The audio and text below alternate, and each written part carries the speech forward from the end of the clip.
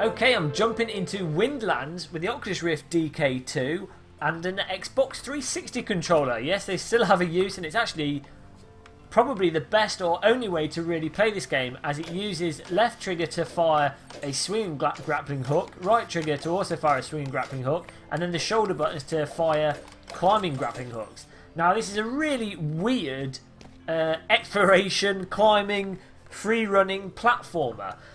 Essentially, if you were going to make a sort of Super Mario platformer game in virtual reality, this is probably what you'd come up with. Now the developer's done a really nice job on the art style. They've kept things nice and clean and minimal.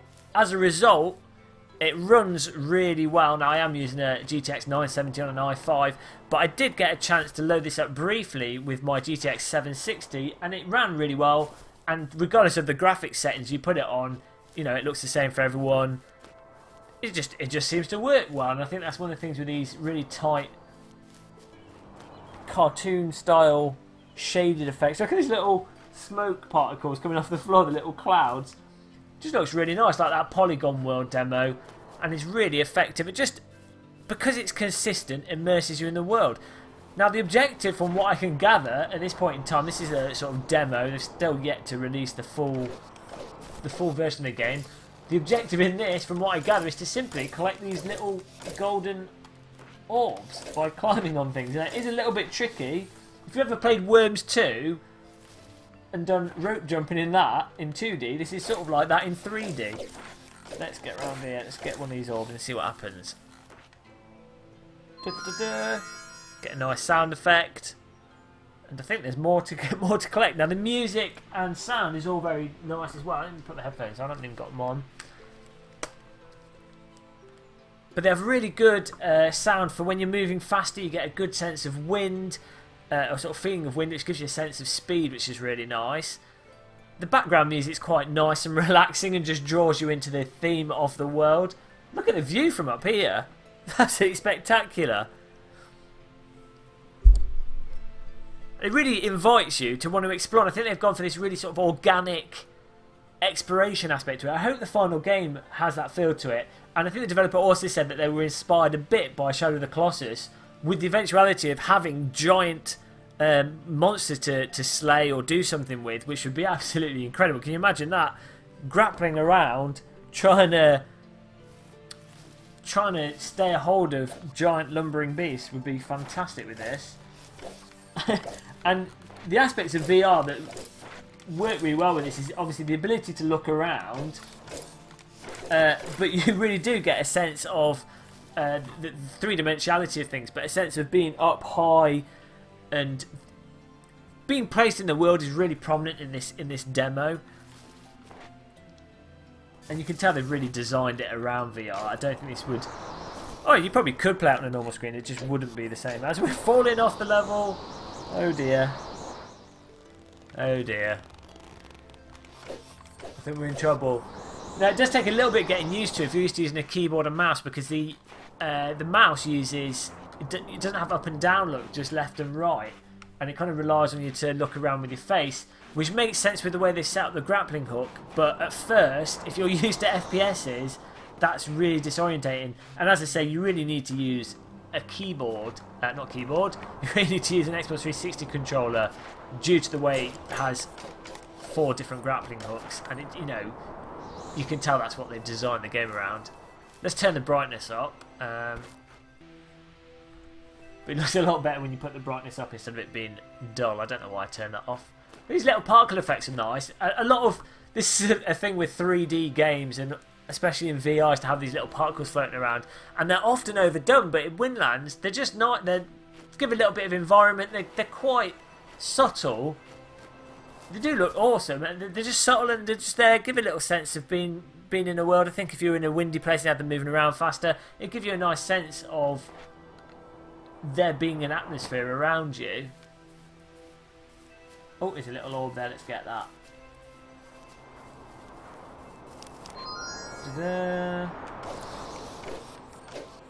But I think the main thing with this demo is just sort of the proof of concept when it comes to this, using these grappling hooks, these little hands. They had a competition recently for people to design their own little hands, They look awesome, but these are the default ones that just come in the demo.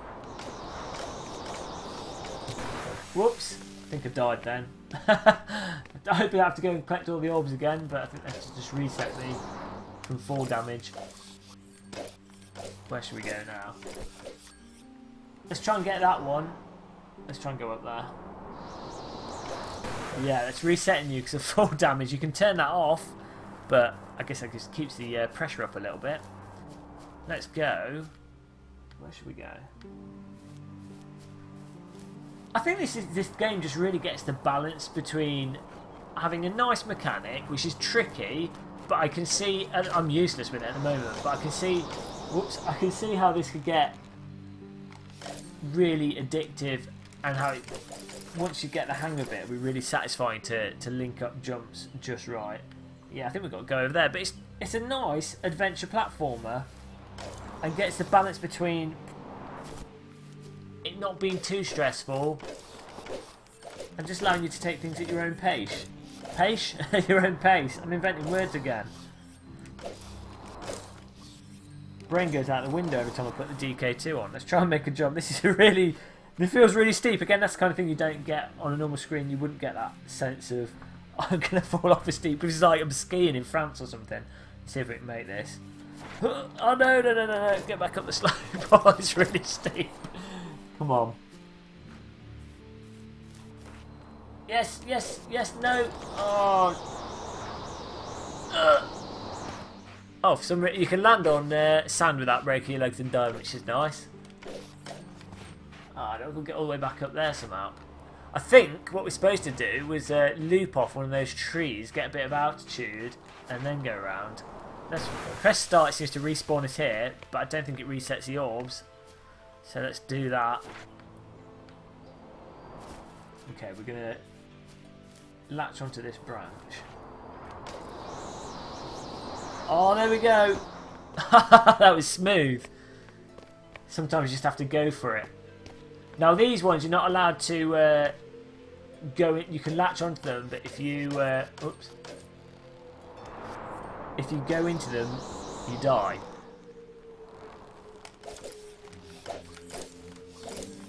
Up here. I think out of all the VR designed for VR games that have sort of been shown off, have come out of the recent demos, this I think has the potential to be one of the more exciting ones.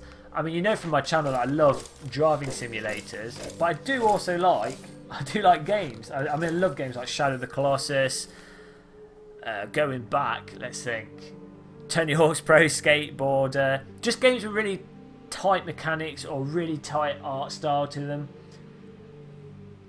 Not just driving games as you might think from the channel, but I just think this has the potential, out of all the games that have been shown off or demos that have been put together. Whoa! Oh, let's start again. Let's put it back by this pillar, which is kind.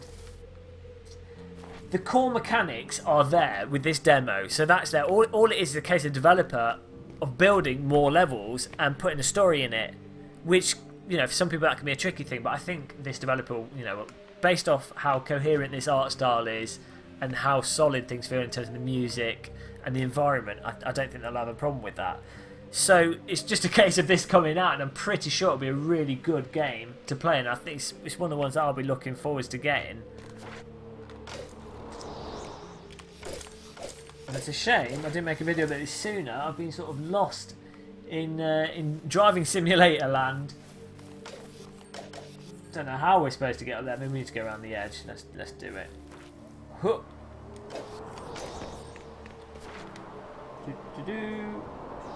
It is a little bit floaty though, I have to say, which makes sense because of the way you're using the grappling hooks and the way you are travelling around in this game, but that makes it very challenging at first, and it's a bit like the first time you play Sonic the Hedgehog.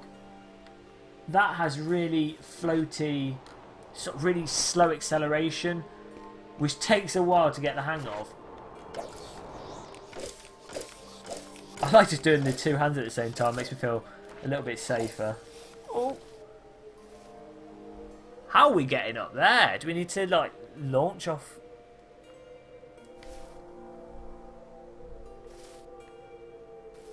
Maybe we're meant to jump onto those and go around the other side. Let's have a look. Yeah. Can't even remember how I got to that. Okay, I jumped across. Right. Getting lost already.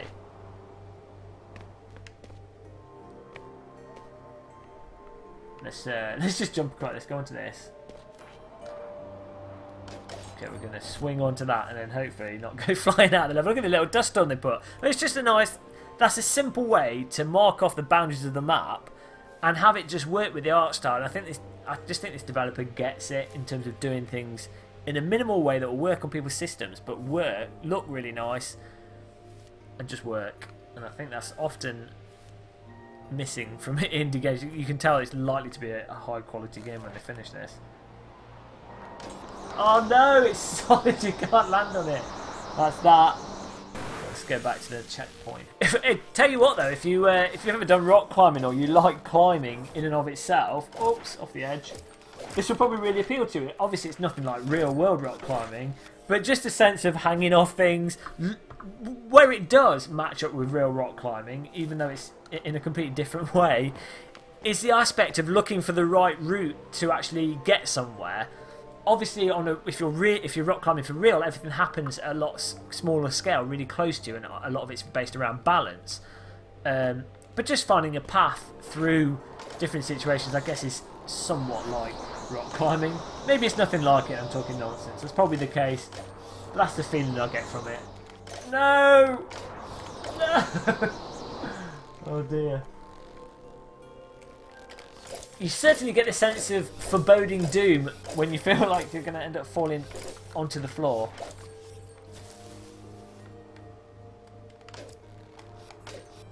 Oh no, this is definitely the part of the level that's really hard to do. Let's go to...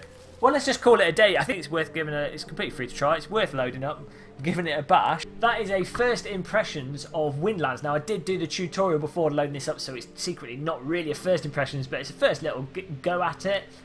Definitely worth checking out. Download it. As I say, just Google Windlands, and I'll also put the link to the download for the game underneath the video. If you like this video, don't forget to subscribe to the channel, like the video, and also follow us on Facebook. Thanks for watching, and I'll see you soon.